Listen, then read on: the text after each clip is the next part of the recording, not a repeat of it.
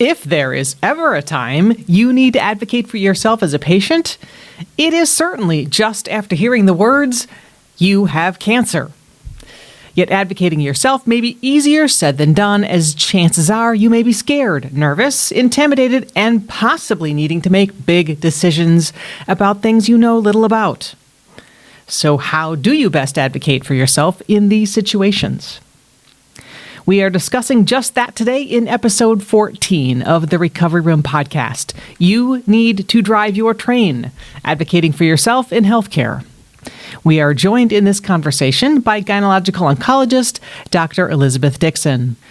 We will define the important terms, informed consent, and shared decision-making, and then discuss tips and tools to help make you more comfortable in being a better self-advocate. Thank you so much for joining me today. I truly appreciate you being here. I'm cancer physical therapist, Dr. Leslie Waltke. Please hang around until after the show to learn how you and I can engage directly in my awesome cancer survivor membership group called Recovery Room Plus. And remember, after the guest says goodbye, I'll do the all-important quick episode recap. As we get started, in the comments, please let me know your thoughts. Did you feel like you had the tools early on to be a good self-advocate in your cancer care, or was it a skill you would develop over time? If you have a story to tell, please leave it on our voicemail at 414-373-0700. This is the Recovery Room podcast, discussing all things cancer and cancer recovery. We bring you the experts, accuracy, understanding, and next steps you need to be healthier, more confident, make better decisions, and live your best life after cancer.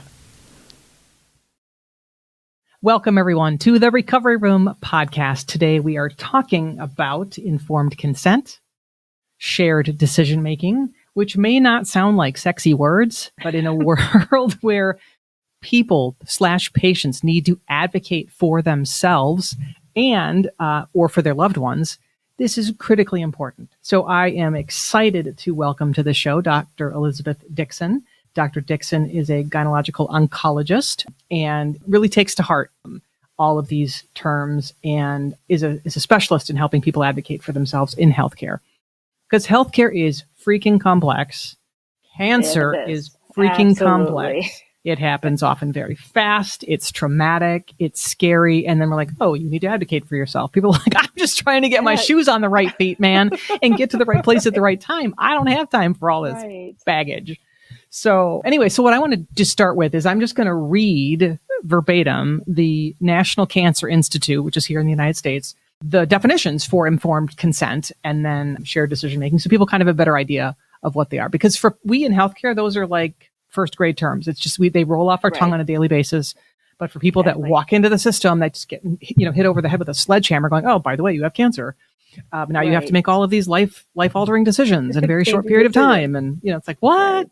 So the National Cancer Institute defines informed consent as a process in which patients are given important information, including the possible risks and benefits about a medical procedure or treatment, genetic testing, or a clinical trial. This is to help them decide if they want to be treated, tested, or take part in the trial. Patients are also given any new information that might affect their decision to continue. The National Cancer Institute defines shared decision-making as, in medicine, it's a process in which both the patient and the healthcare professional or physician work together to decide the best plan of care for you/the patient or/your loved one. So I think has two parts to it. Consent, because again, people, you fill out the paperwork. It says, I'm giving you my consent for you to treat me.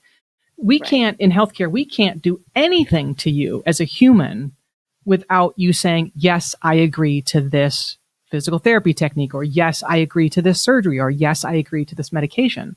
So that's the consent part. But then there's the first word, the informed part. Right. So, and people are like, I don't care, just tell me what I'm supposed to do. And that is so normal. So if that's the way you got through it, don't make yourself feel bad, because there's something very human about that. But people really should be informed on what they're making decisions about, which for some people is very easy. Other people it's very, very difficult. So we'll talk about that. And then we'll talk a little bit today about when we talk about advocating for yourself or for a loved one, shared decision making. So this is probably a little bit more mainstream than just healthcare, but I know you're going to talk about talking and asking questions, and then talking about steps that people can take to build a collaborative relationship and how they do that. Because it's on paper, it looks easy, but it can be really, really hard. So start from the beginning. So talking and asking questions, how do people best get through this process, and how can they advocate for themselves in a very complicated situation? And I think communication is the biggest thing with that, and making sure that those lines of communication are open, because we as physicians, we have one kind of goal-oriented Yep. thought process, treating your cancer, but we don't have all of the other goals that you might be wanting to talk about Yeah. or advocate for.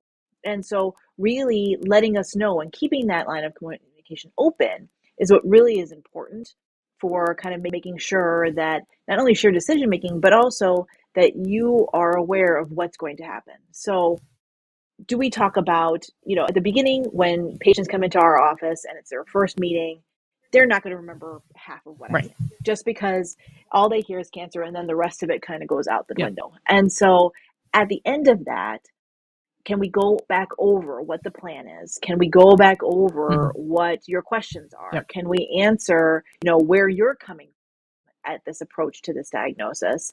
And making sure that when we're talking about a treatment plan, that you've been aware of all of the risks, the benefits, other things that we can do. And if you're not, making sure that line of communication is open so you can ask those questions.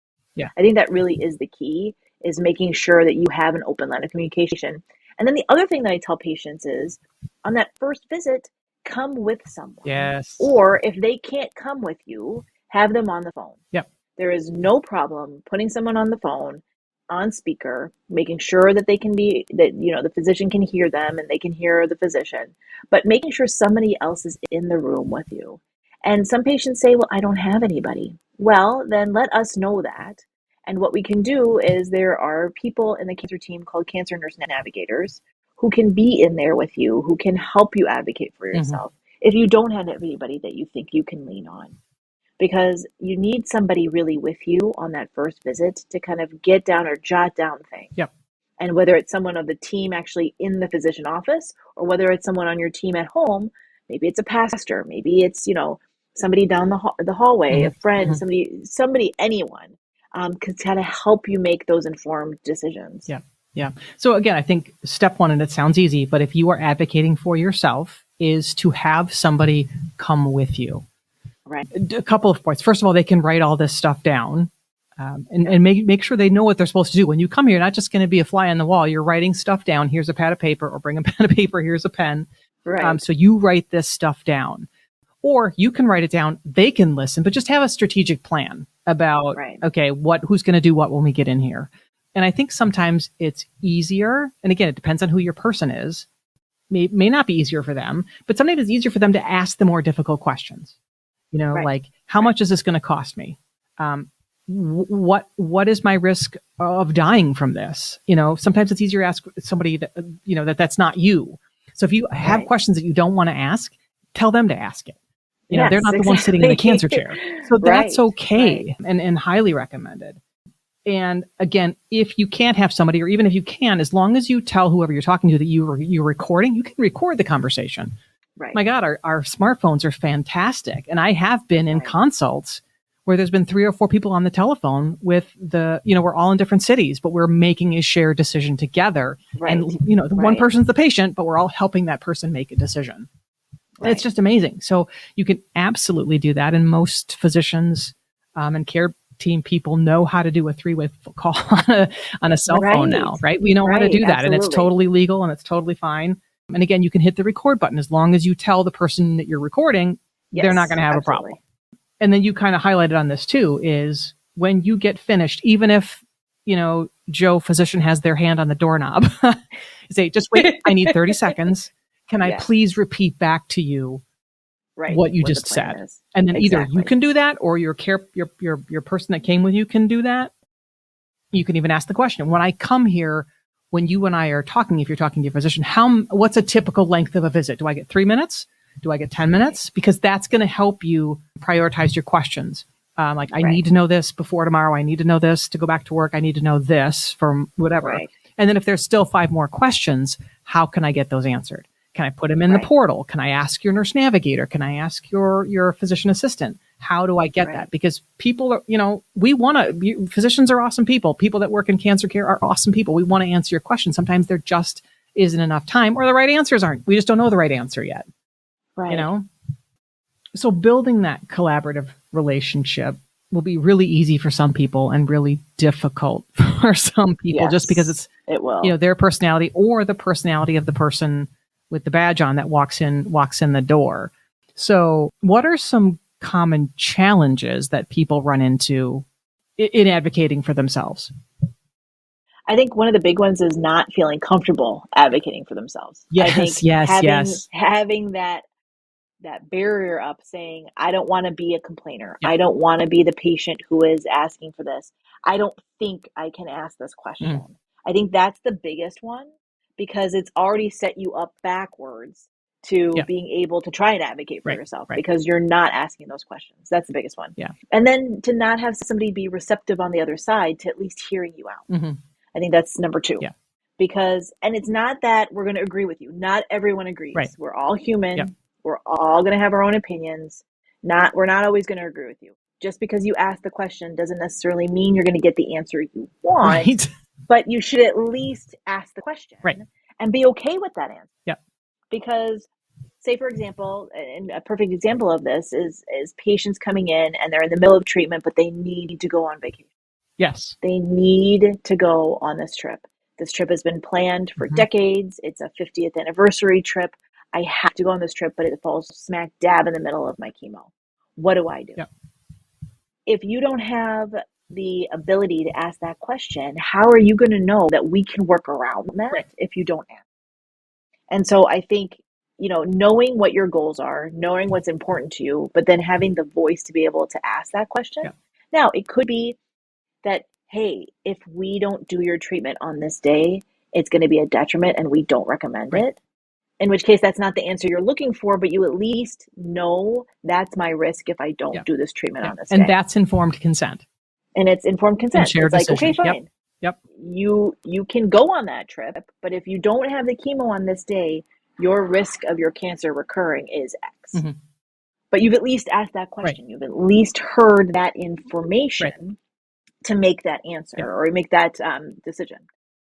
If you never ask that question, how are we going to know?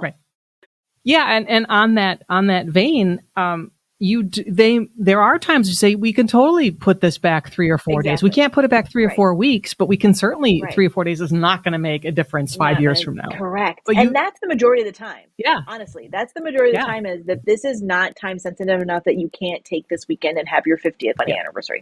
Like, that is not, or if you're doing your chemotherapy and this week of the chemo, you're just toast. I can't have that week right before this big trip. Can we change the chemotherapy schedule by a week or 2? It is not going to delay anything. And this is what I tell patients, is that we have to sometimes delay chemo for blood counts. Your blood counts are too low. I can't give you the chemo. It's not possible. It's unsafe. So what's the difference between not having chemo because your counts are too low and pushing it back a week, and pushing it back a week for a vacation? Yeah, because you're going to party. The answer is nothing. Yeah. The answer is nothing. There's no difference. Yeah. So if you need in your mind to go on that vacation, we can make that happen the majority of the time. I won't say all the time, but the majority of the time we can make that happen. And how do you know what the risks are and the information to make that informed consent if you don't ask that question? You don't ask the question. Yep. I think too, when it comes to that, and I don't want people to feel bad, because it's hard to advocate when you are like a kindergartner standing in front of a PhD. It's just like there's can feel like a power dynamic. It can feel like an education difference, especially if you don't know anything about people. Like, I didn't know about this. I'm like, nobody does until you get cancer. Nobody does. Right. And then so there's the knowledge gap. So that can put people in it's a power dynamic can be off a little bit. But I think so and people say, I don't know what to ask. Then I always say, just start with writing down your goals. even if Right. it's for your Exactly. life. Like, I don't want to have to Right. miss work. I don't want to lose my hair. I don't want to, or I don't care what happens. My goal is to make sure I turn over every leaf and every cell, so I can sleep at night, that I've done everything that I Right. could. I mean, everybody's goals are different. So even if it's just for one particular appointment, my goal for this appointment is A, B, and C. Right. Those, I mean, Right. just framing it in that sense, I think, can be very empowering, because then you go in with a Yes. purpose. You're like, okay, I got to write these things down because these are the goals that I want, and those goals are certainly going to lead to questions and information that are going to benefit you. You know, Right. and even asking the physician, what are your goals? I mean, what are the expected outcomes for this? Yes. You know, what's the best case scenario? What's the worst case scenario? Because sometimes they'll throw out, you know, I always do the air quote when it comes to informed consent. Because people say, I don't think I ever heard about this. I'm like, yes, you did, but you were freaked out, panicked, and just, you know, brain dead. Which is totally normal to not hear half of the informed consent. Completely normal. I mean, that's the informed consent in oncology is really hard, because how can you understand everything in that short of time? Which is why you are hiring good physicians to take care of you that can help you with that. But it is really, really, really hard. And so keep asking those questions. Yep. Or if you get home and you're like, I don't remember a darn thing that she said. So just call. Yeah. Just call and say, hey, I don't remember this. Yeah. What did you say about Yeah. this? Or send a message through the portal. Yeah. Or at our next visit, say, hey, you know, I spaced out when you were talking about this. Yeah. Can you please re-explain this to me? Yeah. I think communication is the thing that a lot of patients, that's the barrier we really have to overcome, is our communication with each other and being able to talk to each other as humans, as, you know, shared people where we are making this decision together. I am not the doctor, you are not the patient. We don't have that power dynamic. We're instead looking at this problem and how do we fix this problem together moving forward, not trying to battle each other. Right. But if we don't communicate, then how am I supposed to know Right. how you're feeling? Yeah. I often feel that, you know, when I am in a situation where, like, if I go to the mechanic, it's like, I don't know what I can't make an informed decision on this stuff because I have no idea what you're talking about. And it's frustrating. Even sometimes going to the dentist, I'm like, he's like, well, you can do this or you can do this. I'm like, I don't know. I don't know. You know, then you can ask risk and benefits, and it is just really hard. But asking the questions, understanding as best you can, is the best way through that. And you're never going to make your physician mad at you. They're never going to dump you. They're not going to leave you.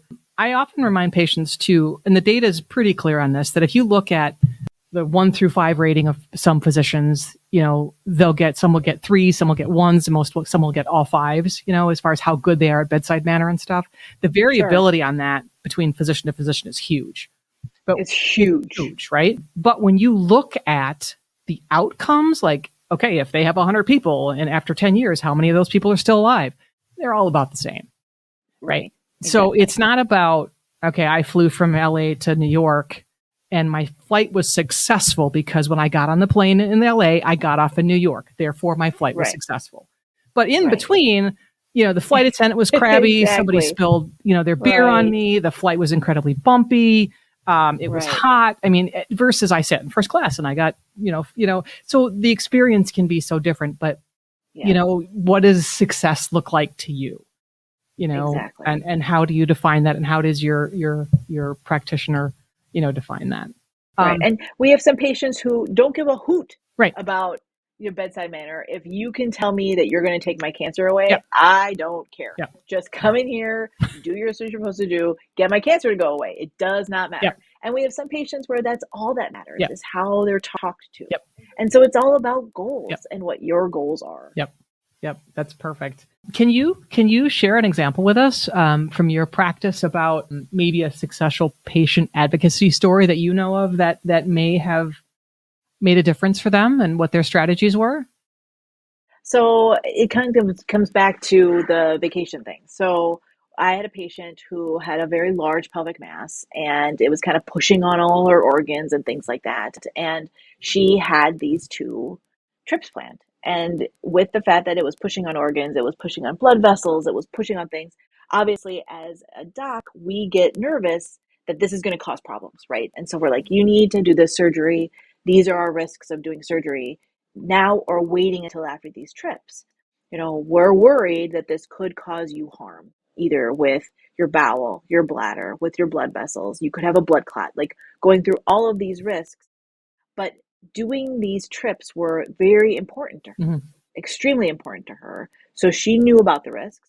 We wrote them down. We talked about them several times, and she did the trips anyway, because that's what she was focused on. What was her goal going to be is to do these trips with her family members.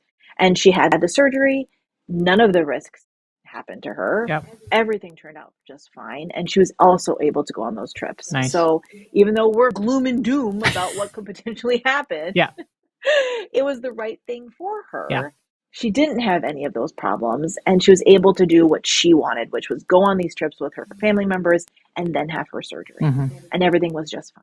Yep. So I think that's the thing to kind of hang your hat on, is if you know all the risks and we tell you all that, at the end of the day, the person who has to be okay with your decision is you. Yep. It's not me. Yep.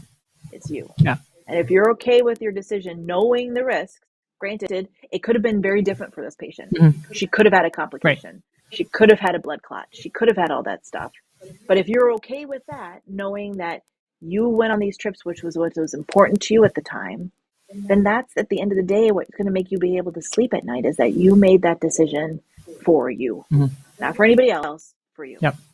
Yep. And I think a nice thing to share too at the beginning of your partnership with a physician is, what is your risk tolerance?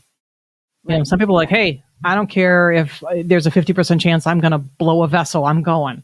And other people are like, no, if there's a 1% chance, I'm not going, I'm not doing it. So everybody, again, everybody's so individual. Your risk tolerance is individual. And that's going to play a part in shared decision-making and informed consent, and how you base your choices off of what you're offered. So, and you know, some people like, just tell me what to do. Right. Other people are like, and I'll do it. Just tell me what to do. I don't want to think about it. Just tell me what to do. Yeah. And that's not wrong. That's just, okay. Again, you got to put your faith in your team. Your way. And then there's other people that just say, okay, you give me my 3 choices and I will get back to you in a week. Right. Exactly. And that's okay. That's okay. That's okay. You know, but you have to drive your train. Yeah. This is your train. Yes, you have to drive your train. Yeah. Yes. Yeah. That's awesome. That's awesome. Toot toot. Yeah. Well, hey, I always love driving on the Dr. Dickson train, because you are just the best. So thank you so much. I think this is going to be helpful either for, current health issues, or for health issues in the future. Again, thank you, Dr. Dickson, for joining us on the Recovery Room podcast. You're very welcome. Thank you so much for having me. Thank you. Ladies and gentlemen, put in the comment section, did you feel like you understood informed consent or shared decision-making when you went through cancer treatment? Or are you feeling that now as you go through treatment? Would love to hear your thoughts in the comment section below. Thanks for joining us. We'll talk soon. Bye. Bye-bye. Thank you. I absolutely love having you in my listener community, so please follow and subscribe to the Recovery Room on YouTube and Facebook, and to the Recovery Room podcast. Please continue to share these wonderful free resources with your support groups, family, friends, and of course, your medical teams. I also have an incredible cancer survivor community membership group called Recovery Room Plus. I'd love for you to consider joining. In Recovery Room Plus, you get direct interaction with me, in-depth cancer recovery info and experts, and really cool live events like yoga, book discussions, cooking demos, member meets, and much more. I would love to connect with you. You can learn more at recoveryroomplus.com. The link is in the show notes. For this episode recap, one of the biggest challenges or barriers in people advocating for themselves is just them not feeling comfortable advocating for themselves. Communication with your physician and medical team is the biggest tool in advocating for yourself. Remember, you have hired them to take care of you because they know stuff you don't know. Yet you should still feel you can understand the general premise of what is going on. So if you don't understand, it is okay to ask for clarification or repetition. Talk with your physician not just about their treatment goals for you, but also about shared decision-making, your goals, and your risk tolerance. When partnering with a physician in your care, asking questions is always okay. If you feel like they are not being answered, say so and ask who and when they can be addressed, if not currently. Advocating for yourself also includes bringing someone with you or connecting live by phone and giving them something specific to do during your visit. At the end of each visit, either you or your person should read back the bullet points of info you heard or learned. Having a health crisis can be scary, and navigating the health system can be scary and unfamiliar. I hope this episode gave you a bit of a framework to boost your self-advocacy skills and confidence. Thank you again for tuning in to the Recovery Room podcast. It was a pleasure to have you here. Let's talk again soon.